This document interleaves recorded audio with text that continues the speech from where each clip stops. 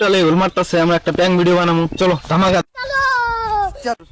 উল মারতাছি উল কে মারস? আমার ক্ষেতে আমি উল মারবো। কে উল মারবি তুই? কে উল মারবো না? কে মারবি তুই? কার কাছে পারমিশন নিছিস? কারো মাকসুদের খে জামি পারমিশন নিছিস? তুই আমাকে permission নিমু? তুই আমাকে চিনো? গেলি তুই আমাকে তুই চিনো? গেলি তুই আমাকে চিনো? মাকসুদের তুই তুই গেলি আমাকে চিনো?